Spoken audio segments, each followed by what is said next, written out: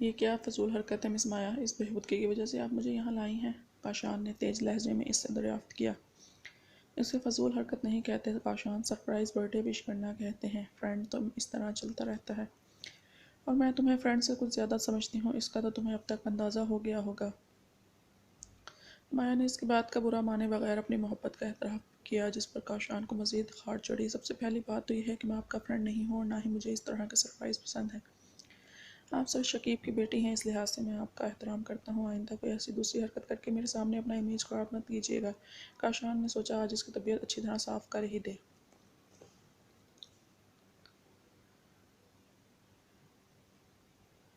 What do you mean by मज़ीद image ख़राब मत करिएगा? अगर मोहब्बत में पहल लड़की कर दे तो इसमें इमेज ख़राब कहाँ से हो गई?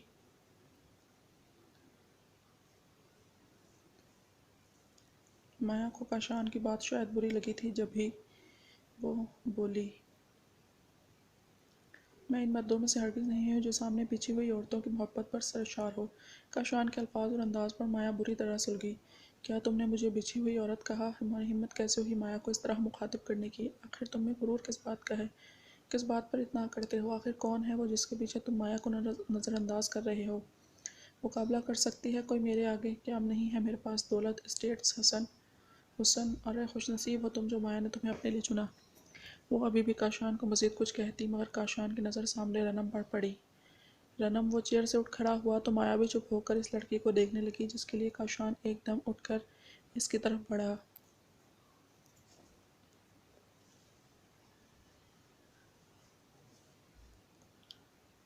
रनम ने एक नज़र इस मालूम लड़की पर और फिर टेबल पर रखे केक और काशान पर डाली।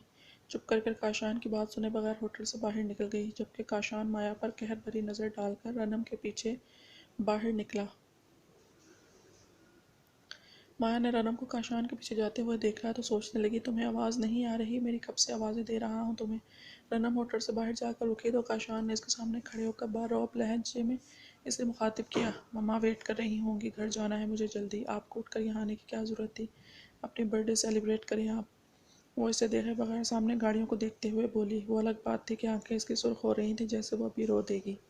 ओह, तो ये दुख है मेरी बर्थडे सेलिब्रेट करने पर है। अंदर चलो मेरे साथ। इस तरह शिकवा करते हुए वो काशान को और भी क्यूट लगी। काशान ने इसके आगे हाथ बढ़ाकर कहा,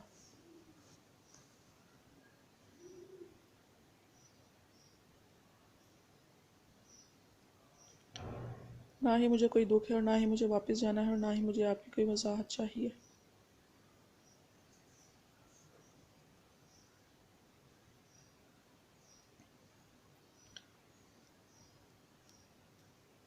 रनम को इस वक्त इससे ज़रा डर महसूस नहीं हो रहा था, बल्कि उल्टा अपने ऊपर रोना आने लगा। तो तुम्हें वजाहत दे कौन रहा है? अंदर चलो मेरे साथ, आज किसी और को कुछ पावर कराना है। काशान इसका हाथ पकड़कर इस अंदर अंदर ले जाने लगा। सामने से आते जाते लोग शायद जवान मर्द का यूँ एक नाजुक लड़की का हाथ पकड़कर चलने का अंदाज मोहब्बत भरा लग रहा हो, मगर काशान के हाथ की सख्ती रनम अच्छी तरह महसूस कर सकती थी। सामने से यशल रनम का हैंड बैग और गिफ्ट बैग, जो कि शॉपर में मौजूद था, लेकर बाहर आ रही थी। काशान ने इसको देखकर भी रनम का हाथ नहीं छोड़ा। तुम अकेले कहाँ चली गई थी? अपना सामान छोड़कर घर नहीं चलना क्या वापस? यशल ने काशान को सलाम करके रनम को मुखातिब किया और बैग और शॉपर इसे थमाया तो काशान ने रनम का हाथ छोड़ा।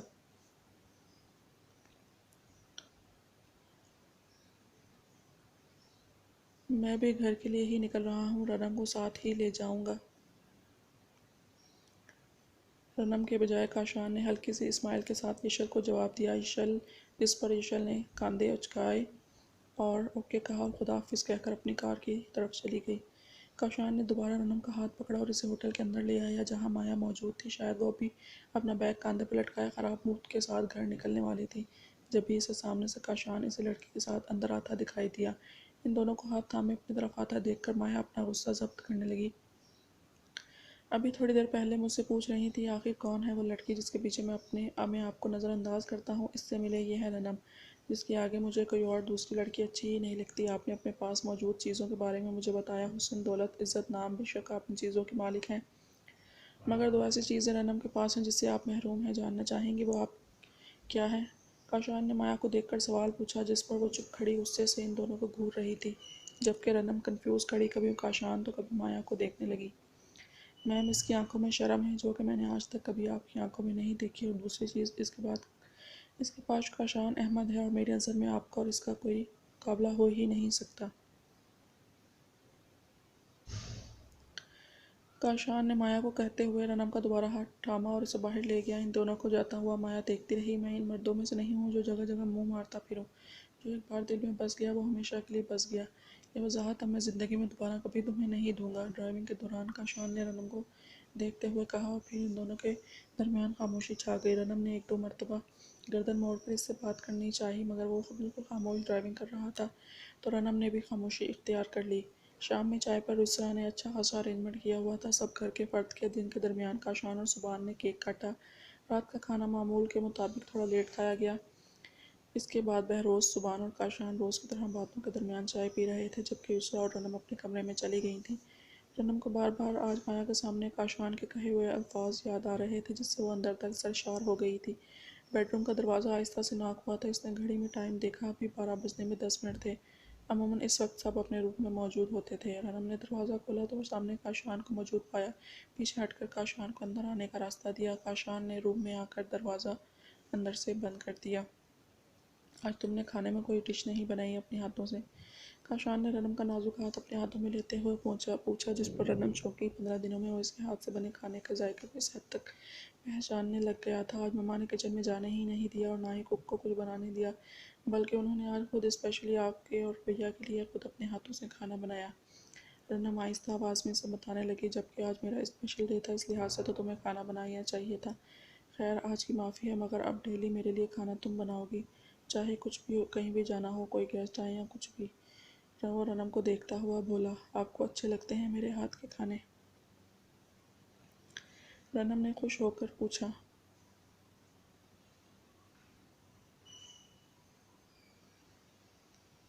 अब मैंने ऐसा भी कुछ नहीं कहा। काशान के जुमले पर रनम ने अपने लबों को सुकेड़ा। वो अपनी दिलचस्प नज़रों से इसका हाथ अपने हाथों में थामे इसी को देख रहा था। क्या हुआ, अपनी तारीफ सुनने का आज तुम्हारा दिल नहीं भरा? तो कहो तो फिर शुरू हो जाऊं। वो यकीनन आज दोपहर की बात का जिक्र कर रहा था। अब मैंने ऐसा भी कुछ नहीं कहा, रनम इसको देखकर बोला। तो काशान मुस्कुराया, वैसे तुम मुझे आज सुबह से मोबाइल पर 20 बार विश कर चुकी हो। एक बार फेस टू फेस विश करो ताकि मैं तुम्हें थैंक्स बोल सकूं। काशान बोलने के साथ इसका हाथ अपने लबों तक ले गया। रनम को इस बार अंदाज़ा नहीं हुआ, वो बार बार इसे विश करके अपनी शामत को तला चुकी थी। काशान प्लीज़। रनम ने जैसे ही अपना हाथ काशान के हाथ से छुड़ाया, मगर दूसरे ही लम्हे रनम के बाल इसकी मुट्ठी में कैद थे। कहा था ना मेरे हाथ से अपना हाथ मत छुड़ाना। रनम के बाद अपने हाथ की मुट्ठी में जकड़े वो रनम का चेहरा ऊपर करता हुआ बोला। रनम अब बुरी तरह डर गई थी, मगर काशान का गुस्सा देखकर इसमें कुछ बोलने की हिम्मत नहीं हुई। अब वो रनम का चेहरा अपने चेहरे करीब करके इसके होठों पर उंगली शहादत की फेर रहा था, जबकि दूसरे हाथ रनम की रेशमी बाल मुट्ठी में अभी तक जकड़े हुए थे। जब वो अपने होठ रनम के होठों पर करीब लाया तो रनम ने आंखें बंद कर ली। बेशक लफ्ज़ एहतजाज नहीं कर रहे थे, मगर आंखों ने बरस कर एहतजाज करना शुरू कर दिया था। पुराना और कामयाब हथियार। रनम की आंखों में आंसू देखकर अपना इरादा मुलतवी किया। उंगली से पोर से इसके आंसू साफ करता हुआ रूम से बाहर निकल गया।